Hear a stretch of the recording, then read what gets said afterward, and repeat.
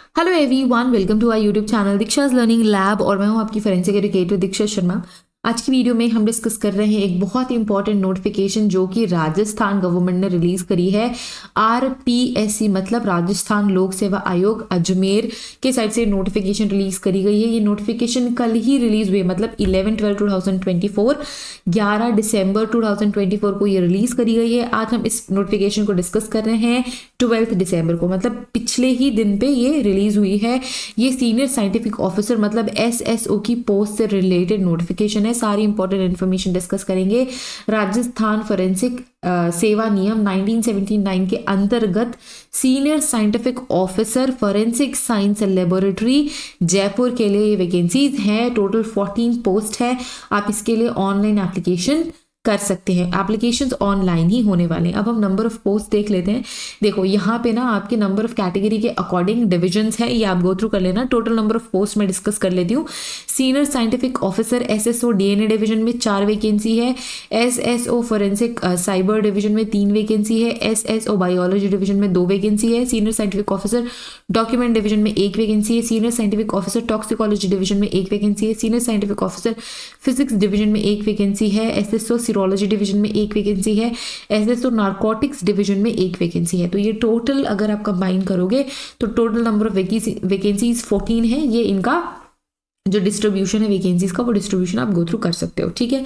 यदि अभ्यर्थी एक से अधिक पद हेतु आवेदन करना चाहता है तो उसे प्रत्येक पद के लिए पृथक पृथक ऑनलाइन आवेदन पत्र प्रस्तुत करना होगा। इसका मतलब क्या है, अगर जो एप्लीकेंट है, मतलब आप अगर अप्लाई करना चाहते हो एक से ज्यादा नंबर ऑफ पोस्ट के लिए, मतलब मुझे फिजिक्स डिवीजन के लिए भी अप्लाई करना, मुझे टॉक्सिकोलॉजी डिवीजन के लिए भी अप्लाई करना है, तो मैं क्या करूंगी, एक जो एप्लीकेशन फॉर्म है वो फिजिक्स डिवीजन के लिए फिल करूंगी, दूसरा एप्लीकेशन फॉर्म में टॉक्सिकोलॉजी डिवीजन के लिए फिल करूंगी। आप अपनी एलिजिबिलिटी एक बार देख लेना। अगर आप एलिजिबल हो तो मल्टीपल फॉर्म्स फिल कर सकते हो।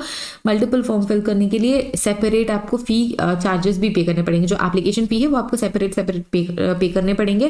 फिर से पूरी ऑनलाइन प्रोसेस फॉलो करनी पड़ेगी डिफरेंट फॉर्म्स के लिए, ठीक है। तो आप मल्टीपल फॉर्म्स फिल कर सकते हो। ये कुछ और इंपॉर्टेंट इन्फॉर्मेशन है, एक बार गो थ्रू कर लेना क्योंकि बहुत ज़्यादा इंपॉर्टेंट इसमें है नहीं, ठीक है। जो इंपॉर्टेंट चीज़ है वो मैं डिस्कस कर लेती हूँ। सबसे ज़्यादा इंपॉर्टेंट क्या है, सबसे ज़्यादा इंपॉर्टेंट है भाई एलिजिबिलिटी। तो एजुकेशनल क्वालिफिकेशन यहाँ पे दिया हुआ है, शैक्षणिक योग्यताएं। तो सबसे पहले पोस्ट के लिए MSc with at least second division, आपकी अगर एमएससी हुई है एटलीस्ट सेकेंड डिवीजन होना चाहिए। Zoology, molecular biology, biotechnology, biochemistry, microbiology, genetics किसी भी एस्टैब्लिश्ड यूनिवर्सिटी से MSc with at least second division in forensic science. तो अगर आपने फॉरेंसिक साइंस से एमएससी करी है एटलीस्ट सेकेंड डिवीजन आपका होना चाहिए।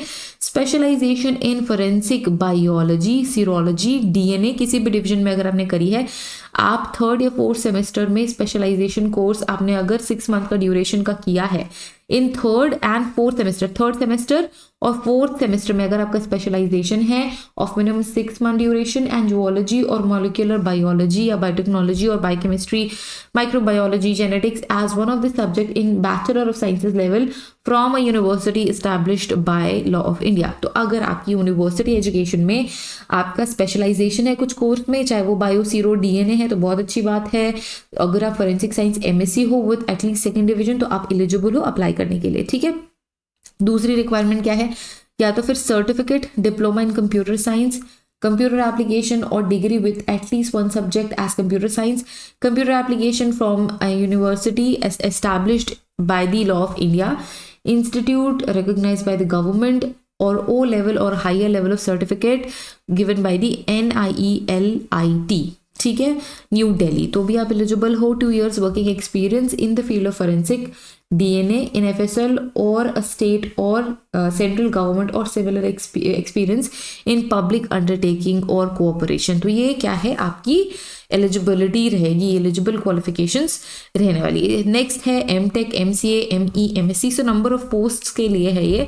आप नंबर ऑफ पोस्ट देख लेना कौन कौन से डिवीजन की बात हो रही है और डिवीजन के बेसिस पे यहाँ पे एलिजिबिलिटी दी हुई है। नेक्स्ट जो है वो एमटेक साइबर वालों के लिए MTech, MCA, ME, MSc with at least second division of computer science, computer application qualifications from a recognised university. अगर एमएससी की डिग्री है फॉरेंसिक साइंस में with specialisation to forensic cyber security और डिजिटल फॉरेंसिक तो आप अप्लाई कर सकते हो यहाँ पे। अगेन फिर अगर आपका स्पेशलाइजेशन है 3rd 4th सेमेस्टर में तो बहुत अच्छी बात है। साइबर डिजिटल फॉरेंसिक से अगर आपका कोई एक मेजर सब्जेक्ट रहा है विद अदर साइंसेज तो भी आप एलिजिबल हो 2 year working experience in the field of cyber forensics in FSL और स्टेट और सेंट्रल गवर्नमेंट और similar experiences in public undertaking और कोऑपरेशन तो आप अप्लाई कर सकते हो। नेक्स्ट 3rd और 7th पोस्ट के लिए है ये eligibility criteria MSc with at least second division in zoology, molecular biology, biotechnology, biochemistry, microbiology, genetics from recognised university, या फिर आप अगर फॉरेंसिक साइंस में आपने सेकेंड डिवीजन से पास करा है विद स्पेशलाइजेशन तो आप एलिजिबल हो। सिमिलर है ये स्पेशलाइजेशन वाला कुछ एलिजिबल है, या फिर आपने कोई सर्टिफिकेट किया, डिप्लोमा किया कंप्यूटर साइंस से, कंप्यूटर एप्लीकेशन डिग्री से with at least 1 subject as computer science computer application from a university established by government of India तो आप एलिजिबल हो। 2 year experience working in an FSL। देखो मुझे क्या लग रहा है as far as I understand कि ये क्राइटेरिया है। अगर आपके पास ये एजुकेशनल क्वालिफिकेशन तो आप एलिजिबल हो, अगर आपके पास ये एजुकेशनल क्वालिफिकेशन है तो आप एलिजिबल हो, अगर आपके पास ये एक्सपीरियंस है तो आप एलिजिबल हो। दीज ABC जो क्लॉजेज हैं ये अलग अलग है, सेपरेट है। I will call to the helpline number, एक बार मैं ये कंफर्म कर दूंगी and I will make a 1 more video कि भाई ये जो ABC है ये सारी की सारी चीजें नहीं चाहिए एक बंदे को इकट्ठे। I guess if you have MSc with at least like second division with at least second division of marks, zoology, molecular biology, etc. other science like usually सारे के सारे साइंसेज आ रहे हैं इंक्लूडिंग फोरेंसिक साइंस। तो मुझे लग रहा है ये आप एलिजिबिलिटी क्राइटेरिया यहाँ पे क्रैक कर रहे हो विदाउट वर्क एक्सपीरियंस, नहीं तो फिर ये ऐसे ABC करके नहीं दिया होता, ठीक है। But I will clear it by calling to their helpline number by tomorrow, ठीक है। I will make a 1 more video, तो मैं एक और वीडियो बना ही दूंगी बताने के लिए, ठीक है। अभी तक तो मुझे यही समझ में आ रहा है by going through the application, ठीक है। नेक्स्ट 4th जो आपका वैकेंसी नंबर है उसके लिए MSc with at least second division in physics chemistry from any recognised university. MSc अगर सेकेंड डिवीजन है फॉरेंसिक साइंस में, स्पेशलाइजेशन फॉरेंसिक फिजिक्स में तो आप एलिजिबल हो। Certificate diploma in computer science computer application और a degree with at least 1 subject as computer science किसी भी रिकॉग्नाइज्ड यूनिवर्सिटी से। तो कंप्यूटर साइंस वाले तो सब में एलिजिबल हो रहे हैं as I know by this, ठीक है। 2 साल का वर्क एक्सपीरियंस FSL में या फिर इसके सिमिलर एक्सपीरियंस किसी भी पब्लिक अंडरटेकिंग या कोऑपरेशन में। MSc at least second division in chemistry, chemical division के लिए है ये, ठीक है। अगर आप MSc फॉरेंसिक साइंस हो with specialisation forensic chemistry, toxicology, narcotics तो भी आप एलिजिबल हो। बाकी तो जो B और C जो है ये तो सेम ही है, ठीक है। Next we have again at least second division MSc physics या फिर MTech ME with at least second division. और अगर आप सिविल मैकेनिकल या इलेक्ट्रिकल इंजीनियरिंग से हैं तो भी आप एलिजिबल हैं। Again MSc forensic science is there और B और C तो इज सेम। आपको 2 साल का एक्सपीरियंस, सर्टिफिकेट, डिप्लोमा एक्सेट्रा। अब यहाँ पे देखो वर्किंग नॉलेज आपको होनी चाहिए हिंदी की, आप हिंदी में लिख सकने होने चाहिए और पढ़ सकने होने चाहिए, और आपको राजस्थान के कल्चर के बारे में पता होना चाहिए, ठीक है। ओके, अभ्यर्थियों को शैक्षणिक अर्हता प्राप्त करने के पश्चात वांछित अनुभव ऑनलाइन आवेदन पत्र प्राप्ति की अंतिम दिनांक तक प्राप्त होना आवश्यक है, जिससे विज्ञापन के साथ संलग्न किए गए प्रारूप में तैयार कर ऑनलाइन आवेदन के साथ अपलोड करें।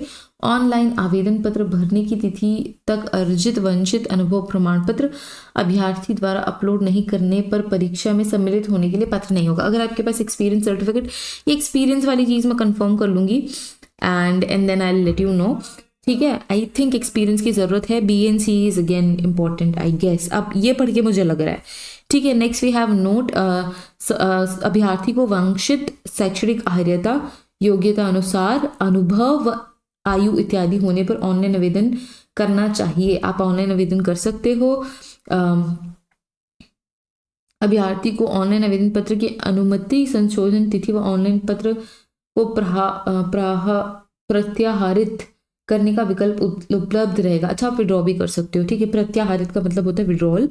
सत्य, असत्य एवं गलत सूचना के आधार पर आवेदन तथा अर्हता नहीं होने पर उस पर्सन को विड्रॉ, उसे प्रत्याहारित नहीं किया जाना भारतीय न्याय संहिता BNS की धारा 217 के तहत दंडनीय अपराध है। ऐसे अभ्यर्थी को कालांतर में काउंसलिंग, पात्रता जांच, साक्षात्कार के दौरान अपात्र पाए जाने पर आगामी वर्ष में अवधि के लिए भर्ती परीक्षाओं से डिबार कर दिया जाएगा, मतलब विवर्जित कर दिया जाएगा। अच्छा, आपके देखो जो भी आप अप्लाई करोगे नोटिफिकेशन के अकॉर्डिंग, अपने educational qualification certificate, experience certificate etcetera, वो सब चीज़ सही होनी चाहिए, वहाँ पर उसमें गड़बड़ नहीं करना आपको, ठीक है।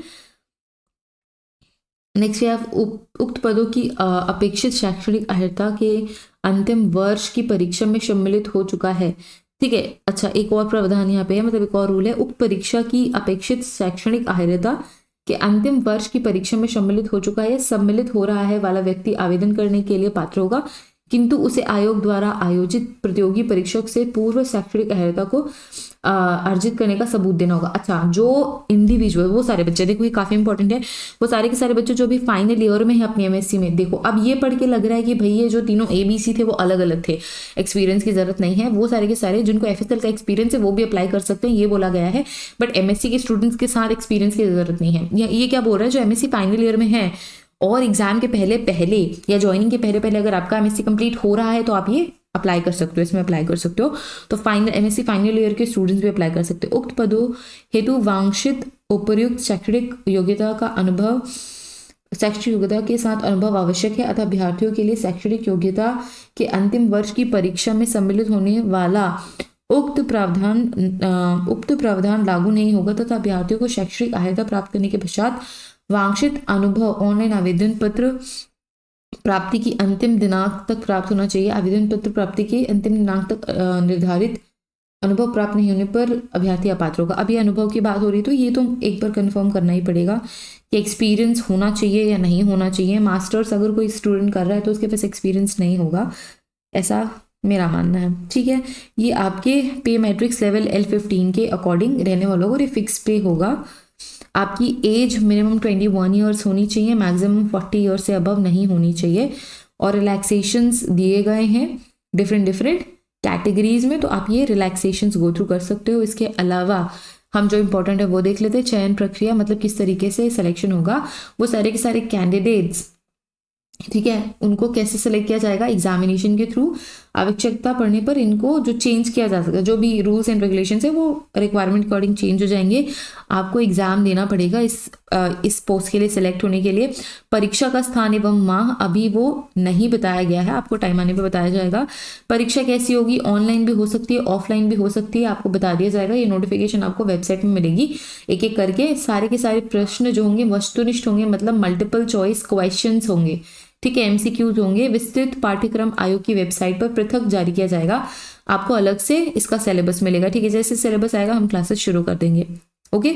आवेदन अवधि 19/12/2024, मतलब 19 दिसंबर से आप अप्लाई कर सकते हो। कब तक, 17 जनवरी तक। 17 जनवरी तक आप अप्लाई कर सकते हो। तो आप अगर एलिजिबिलिटी क्राइटेरिया फुलफिल करते हो तो अप्लाई कर दो।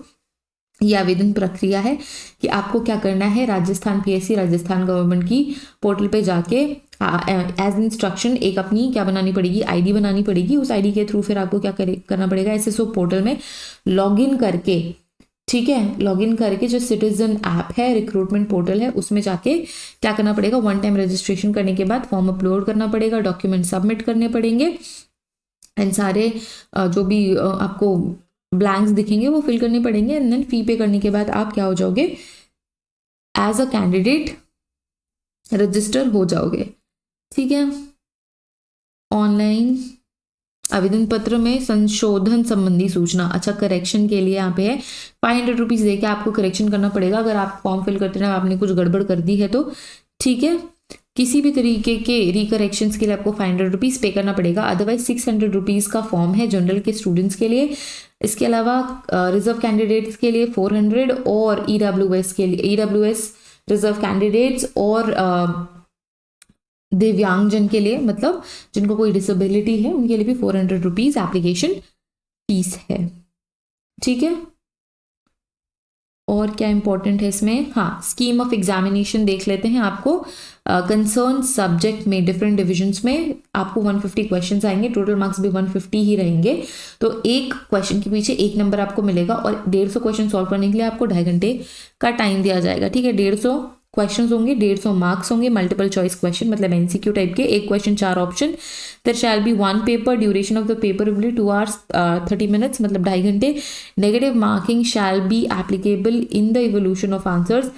For every wrong answer 1/3 of the marks prescribed for the particular question shall be deducted। मतलब 1 नंबर का आपको पॉजिटिव मार्किंग हो रही है तो गलत आप करोगे तो 0.25 आपका कट जाएगा, मतलब 1/3 पोर्शन, हाँ 1/3 पोर्शन काट लिया जाएगा। Explanation, wrong answer shall mean an incorrect answer और मल्टीपल आंसर्स। अगर आप मल्टीपल आंसर्स करोगे तो भी आपके नंबर कट जाएंगे, अगर गलत आंसर करोगे तो भी आपके नंबर कट जाएंगे। अगर आप अटेम्प्ट नहीं करोगे तो कोई भी नंबर नहीं कटेंगे, ठीक है। Syllabus and scope of papers, the scheme and syllabus for written examination shall be such as may be decided by the commission. अभी डिसाइडेड नहीं हुआ है, कमीशन ने नहीं दिया है, जैसे ही सिलेबस आएगा I will inform you all. और ये कुछ इंपॉर्टेंट नोट्स हैं, आप एक बार देख लो कि किस तरीके से प्रमाण पत्र और नोटिफिकेशन से रिलेटेड जो भी चीज़ें दी हुई हैं एक बार गो थ्रू कर दो। काफ़ी सिंपल है, इजी है। अगर इतनी टफ हिंदी समझ में नहीं आ रही है तो please you can just comment your question down in the comment box and I'll just help you out with that, okay? Thank you so much everyone for watching this video. See you guys, okay everyone, so see you guys in the next video with another information topic or lecture. Till then, take care, bye bye. See you guys in the next video. Share this video with your friends as well. Bye bye.